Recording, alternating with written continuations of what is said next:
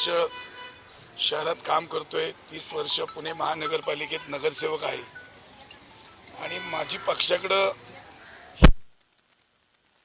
पण आत्ता काँग्रेसचे हात बळकट निवडून येणाऱ्याची ज्याची क्षमता आहे, जो पुणेकरांच्या मनामध्ये आहे, जो कार्यकर्त्यांना हवा असा वाटतो, त्याला उमेदवारी द्यावी।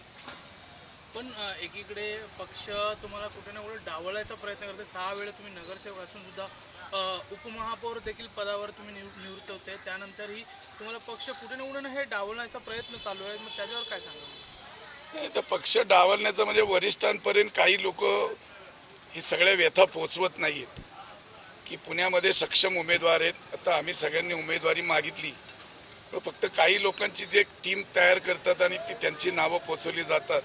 त्यामुळे आता वरिष्ठांनी जातीने लक्ष घालण्याची गरज आहे आणि मला वाटतं वरिष्ठ मला न्याय देतील। तुम्ही तुमची भूमिका मांडलेल्या आहेत पक्षासमोर, तरीही पक्ष तुम्हाला डावलतोय,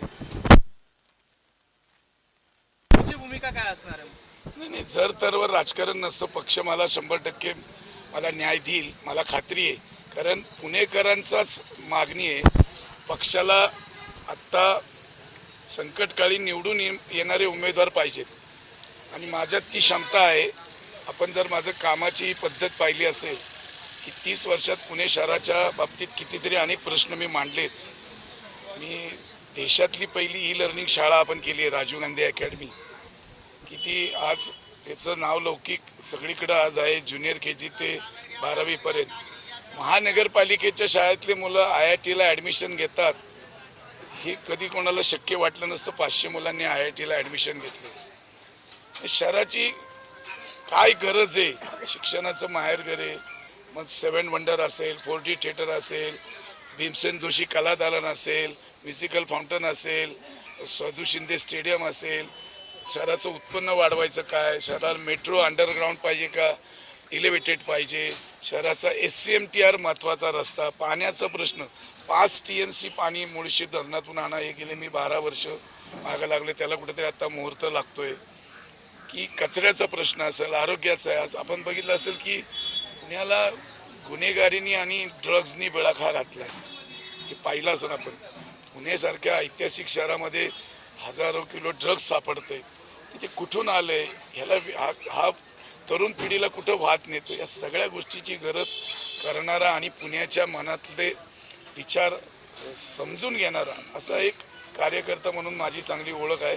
त्यामुळे मला तिकीट देतील अशी मला खात्री आहे। जर तुम्हाला तिकीट भेटलं नाही तर तुम्ही अपक्ष उमेदवार म्हणून उभं राहणार आहे का? जनता आणि कार्यकर्ते ठरवतील की काय करायचं। मी सांगितलं ना, जर तरवर काय होणार नाही, मला खात्री आहे। मला का नाही देणार काँग्रेस पक्षाने, मला तिकीट का नाकारावं याचं त्यांना उत्तर द्यावंच लागेल।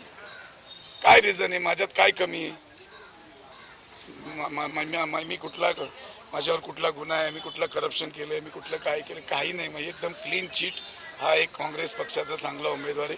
हा काँग्रेस पक्षाला मला न्याय द्यावा लागेल, कारण त्यांचे निकष आहेत की 2दा दिलं त्यांना तिकीट देऊ नये, परत जो निवडून येणारा तो क्रायटेरिया आहे। नवीन लोकांना संधी द्यायची, जे आत्ता आमदार आहेत त्यांना लगेच खासदारकी देऊ नये, असं सगळ्यांनी एका व्यक्तीला 2 पदं नाही, अशा सगळा विचार हा पक्षाच्या धोरणामध्ये आहे आणि त्या धोरणामध्ये पाहिलं तर मी एकटा बसतोय। आपसे जानना चाहेंगे कि पुणे के लिए काफ़ी कुछ आपने किया है, पुणे शहर के लिए पिछले 30 सालों में, और अब ऐसा एक सिचुएशन है जहाँ पर एक ऐसी तरह से चयन प्रोसेस हो रहा है लोकसभा कंस्टिट्यूंसी का, जिसके कहीं ना कहीं आप पक्ष में नहीं है। तो ये आखिर क्यों हो रहा है, क्या लगता है इसकी वजह क्या हो सकती है? जो कर रहा है उसे नहीं चुना जा रहा, जो नहीं कर रहा है शायद उसे ज़्यादा दे रखे। हमारे आदरणीय नेता राहुल जी गांधी, आप देख रहे हैं कि देश भर पैदल यात्रा कर रहे हैं, वो लोगों से जुड़ रहे, लोगों को अपील कर रहे कि भाई हमें बीजेपी सरकार को रोकना है। अगर रोकना है तो जो ऑब्जर्वर यहाँ पे उन्होंने अपॉइंट किए, हमारे प्रांत अध्यक्ष है, हमारे महाराष्ट्र के और वरिष्ठ नेता लोग हैं, जो कांग्रेस के वरिष्ठ नेता लोग हैं, हमारे आदरणीय खड़गे साहब जी है, उनको अभी कहा ना कहा ये सब बातें सोचकर उम्मीदवार देना चाहिए। तो ही हम भारतीय जनता पार्टी को रोक सकते हैं। और आपने ये भी कहा कि पुणे की जनता डिसाइड करे वो ज़्यादा बेहतर होगा। ये कितना ज़रूरी है कि जनता जो चुने वो ज़्यादा बेहतर है, क्योंकि नहीं तो एक लॉन्गर रन में भी गड़बड़ी हो सकती है। अब अभी हम आज जिनकी पुण्यतिथि हम कर रहे हैं, यशवंतराव चौहान, उस जमाने में ऑब्जर्वर जब आते थे तो वो जनता का वोट लेते थे, उनको पूछते थे, जनता के अंदर जाके पूछते थे कि भाई आपको कैसा कैंडिडेट चाहिए, कौन सा कैंडिडेट चुन के आ सकता है। वैसा आज मैंने वही मांग की है कि भाई लोगों से पूछो, जनता से पूछो, कांग्रेस के कार्यकर्ता से पूछो और आप डिसाइड करो कि कौन चुन के आएगा, उसको देना है। आज तो कांग्रेस की ज़रूरत है अच्छे कैंडिडेट देने की। अगर हमें रोकना है 400 पार ये आंकड़ा बार बार आ रहा है, तो मैं दावे के साथ करता हूँ वो 400 पार होने के लिए मैं नहीं दूंगा, मेरा एक सीट तो पक्का चुन के आएगा। एमपीसीसी को भी आपने लेटर लिखा है इस बारे में, और साथ ही साथ आप ये भी कह रहे हैं कि अगर सही तरह से चयन नहीं किया गया तो जो विरोधी पक्ष है वो भारी पड़ेगा और कहीं ना कहीं नुकसान पार्टी को ही होगा, ऐसा भी कुछ पक्का। जो अगर अभी तक जो सामने रिजल्ट आए 2-3 बार पुणे के लिए, तो वो अच्छे तरह से नहीं आए।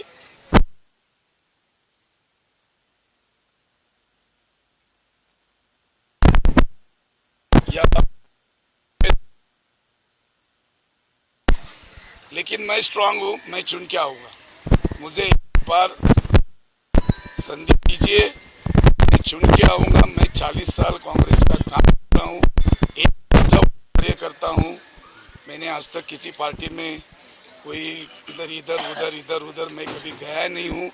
तो आप मुझे संधि दीजिए। मेरे वरिष्ठ नेता राहुल जी से रहेंगे, खड़गे जी रहेंगे, हमारे नाना पटोले रहेंगे, जो कार्ड, तो सभी को मैं बोलूँगा हाथ जोड़ के कि आप मुझे संधि दीजिए, तो मैं लोकसभा का चुनाव पुणे से जरूर जीतूंगा।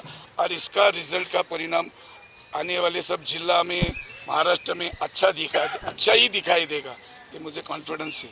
मैं मेरे सहयोगी पार्टी भी लोग बोल रहे कि अबा बाबुल को दो, वो भी कह रहे कि सहयोगी जो अभी हमारे साथ है, शरद पवार जी साहब राष्ट्रवादी के अध्यक्ष और उद्धव जी ठाकरे शिवसेना ठाकरे गठ के अध्यक्ष, उनसे भी मैं मिला हूँ। उन्होंने भी कहा है कि आप जैसे कैंडिडेट को देना चाहिए। ये लेकिन पार्टी का अंतर्गत मामला है, लेकिन हमसे पूछा तो हम आपका नाम लेंगे। यहाँ पे लोगों में भी ये दिख रहा है क्या कि आपको अगर टिकट मिले या नहीं मिले तो क्या हो सकता है उसके मुताबिक जो कि विधायक है जिन्होंने टिकट की मांग की है, वो भी कहीं ना कहीं इस रेस में दिखाई दे रहे हैं। तो ये टिकट उनको मिलेगा तो उनके बाद आपकी क्या राय रहेगी? लेकिन अभी पार्टी का जो धोरण है,